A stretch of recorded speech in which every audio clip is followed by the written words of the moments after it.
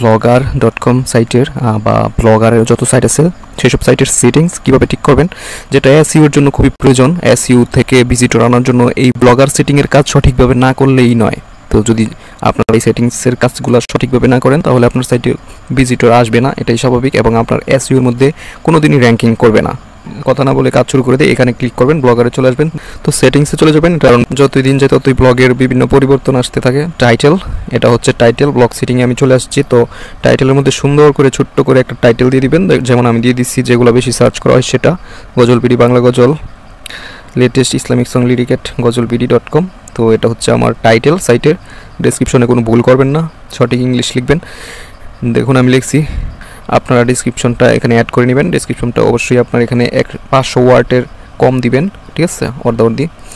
তো টাইটেলটার ক্ষেত্রে আপনাদের ওয়ার্ড দিতে হবে 100 ওয়ার্ডের নিচে।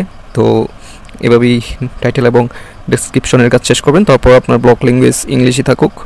অ্যাডাল্ট কন্টেন্ট এগুলোতে টাচ করবেন না।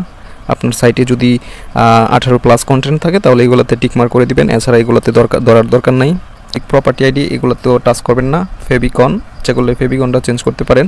সার্চ ইঞ্জিন এটা কিন্তু টিকমার্ক করাই থাকবে, যদি এখানে টিকমার্ক না থাকে অবশ্যই টিকমার্ক করে নেবেন। তারপর আপনার যে কাজটি সেটি হচ্ছে পাবলিশিং। তো পাবলিশিংয়ের মধ্যে দেখতে পাবেন ব্লগ অ্যাড্রেসটা। তো আমি আমার এখানে কাস্টম ডোমেন এড করেছি www.gojolbidi.com, ঠিক আছে। আপনার যদি কাস্টম ডোমেন না থাকে তাহলে অবশ্যই আপনার এখানে এটা থাকবে না। তো আপনার এখানে থাকবে শুধু এটা, যেটা blogspot.com। রিডাইরেক্ট ডোমেন, এটা হচ্ছে আপনার যদি ওয়েবসাইট, আপনি যদি আপনার ওয়েবসাইটে যদি ডোমেন কেনা থাকে তাহলে এই অপশনটা থাকবে রিডাইরেক্ট। তো এটা অন করে দিবেন ডোমেন কেনা থাকলে। এরপর HTTPS অ্যাবিলিটি এটাও অন করে দিবেন। এরপর এটা রিডাইরেক্ট এটাও অন করে দিবেন। এটা এই দুইটা ফাংশন অন করে দিবেন। তারপর আপনার পারমিশন থাকবে। তো পারমিশনসের মধ্যে যে কাজটি সেটি হচ্ছে ব্লগ অ্যাডমিন নেম থাকবে। তো নেমটার মধ্যে আপনার নেমটা আপনি সুন্দর করে দিয়ে দিবেন। তারপর পেন্ডিং অথর ইনভাইট এটা দরকার নাই। তারপর রিডার অ্যাক্সেস এটা পাবলিক থাকবে, এটা অটোমেটিকই পাবলিক থাকবে, আর না থাকলে করে নেবেন। তারপর যেগুলো হাইড থাকবে সেগুলো দরকার নাই। তারপর এখানে পোস্ট, আপনার ওয়েবসাইটের হোম পেজে কয়টা পোস্ট শো করাতে চান সেটা এখানে লিখে দিবেন। আমি 7টা লিখে দিচ্ছি, যার যতটুকু দরকার ততটুকু লিখে দিবেন। তারপর ইমেজ স্লাইড বক্স এটাতে একটা টিক মার্ক করে দিবেন। তারপর এখানে কমেন্ট সেকশনটার মধ্যে আপনার যে কাজটি এগুলো দরকার নাই। তো কে কমেন্ট পড়তে পারবে, আপনি ইচ্ছা করলে আপনারা চেঞ্জ করতে পারেন, তবে এগুলো এসইওর মধ্যে কোনো কাজ করবে না। তারপর মেইন যে বিষয়টা সেটি হচ্ছে আপনার আরেকটু নিচে, তো এগুলাতে টাচ করার দরকার নাই। ইমেল এগুলাতেও দরকার নাই।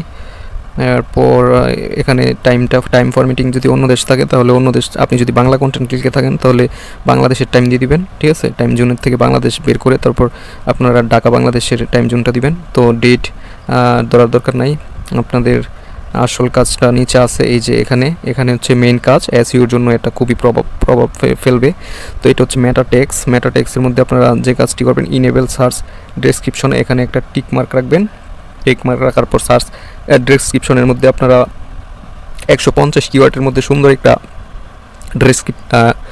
150 কিওয়ার্ডের মধ্যে সুন্দর একটা ডেসক্রিপশন লিখে দিবেন। তো দেখুন আমি এখানে লিখে দিচ্ছি, অবশ্যই ইউনিকভাবে লিখবেন, কারো কাছ থেকে কপি করে না, নিজের মন মতো যেটা মনে হয় আপনার যেটাতে বেশি সার্চ পড়ে, যেটার ভলিউম বেশি সেটাই লিখবেন ডিসক্রিপশন বক্সে। সার্চ এটা হচ্ছে কিন্তু আপনার মেটা টেক্সট। এই মেটা টেক্সটে এখানে টিকমার্ক রাখলে আপনার থিমের ভিতরে বা টেমপ্লেটের ভিতরে কোনো মেটা টেক্সট ইউজ করতে হবে না, ঠিক আছে। যদি করেন তাহলে কিন্তু এসইওতে সমস্যা হবে, ডুপ্লিকেট হবে। এরপর আপনারা যে ইম্পর্টেন্ট কাজটি সেটি হচ্ছে এখানে ক্রাউলার্স অ্যান্ড ইন্ডেক্সিং, এখানে ইনেবল কাস্টম robot.txt এখানে টিক মার্ক করে দিবেন। তারপর কাস্টম robot.txt-র মধ্যে হচ্ছে আসল কাজটা, যেটা অনেকেই বুঝেন না। তো কাস্টম robot.txt-তে আসার পরে এরকম একটা কোড আপনারা দেখতে পাচ্ছেন আমার এখানে দেওয়া। এই কোডটা আমি কোথা থেকে জেনারেট করেছি আমি আপনাদেরকে এখন দেখাই। তো এই কাস্টম robot.txt অ্যাড করার আগে অবশ্যই আপনার সাইটে কিছু পোস্ট রাখবেন এবং সাইটটি অবশ্যই গুগলে ইন্ডেক্স করে নেবেন, ঠিক আছে। গুগল সার্চ কনসোলে সাবমিট করে নেবেন। তারপর আপনারা চলে আসবেন গুগল সাইট ম্যাপ, এই যে এই লিঙ্কটা আমি দিয়ে দিব আপনাদের। তো এই লিঙ্কটাতে প্রবেশ করবেন। প্রবেশ করার পর আপনারা এরকম একটা পেজ পাবেন। এখানে আপনার সাইট ম্যাপটা মানে আপনার যে রোবটসের যে কাজটি এগুলো করতে হবে। তো এখানে আপনি সুন্দর করে আপনার যে ডোমেনের নামটা আছে সেটি দিয়ে দিবেন। তো আপনার ডোমেনের নামটা আপনি সুন্দর করে দিয়ে দিবেন এখানে, এটা কেটে তারপর জেনারেট সাইট ম্যাপ করবেন। তো আমি দেখুন জেনারেট সাইট ম্যাপে ক্লিক করেছি। জেনারেট সাইট ম্যাপে ক্লিক করার পর এরকম একটা কোড আপনারা পেয়ে যাবেন। আপনার সাইটের জন্য যতগুলো সাইট ম্যাপ দরকার সবই তারা দিয়ে দিবে। তারপর এখান থেকে ইউজার, এই যে এখানে ইউজার এজেন্ট থেকে শুরু করে একেবারে শেষ পর্যন্ত, এই যে এই কোণা পর্যন্ত আপনারা পুরোটা সুন্দর করে কপি করে নেবেন। কপি করে আপনার আবার ব্লগার সেটিংসে চলে আসবেন। সেটিংসে আসার পরে এখানে এই বক্সের ভিতর সুন্দর করে কোডটি বসিয়ে দিবেন, ঠিক আছে? কোডটি বসিয়ে দিয়ে তারপর আপনারা যে কাজ করবেন সেটি হচ্ছে আপনারা চলে যাবেন এখন ইনেবল কাস্টম রোবটস হেডার টেক্সে। এখানে এটা ইনেবল করে দিবেন। ইনেবল করার পরে এটাও আপনার মনোযোগ দিয়ে দেখবেন, এই কাজটা কিন্তু খুবই ইম্পর্টেন্ট। তারপর আপনারা হোম পেজ ট্যাগে ক্লিক করবেন। হোম পেজ ট্যাগে ক্লিক করার পর এখানে আপনারা যে সেটিংসটা দেখতে পাচ্ছেন এটা ঠিক আমি যেভাবে করেছি এভাবেই করবেন। প্রথম অল যে লেখা আছে এটার মধ্যে একটা টিক মার্ক দিয়ে দিবেন। তারপর একটু টার্ন করে নিচে যাবেন। তারপর এখানে NOODP এটাতে একটা টিক মার্ক করে দিবেন। এরপর আরেকটু নিচে যাবেন। নিচে গিয়ে আর কিছু করতে হবে না, এই দুইটা টিক মার্ক দিয়ে এটা সেভ করে দিবেন।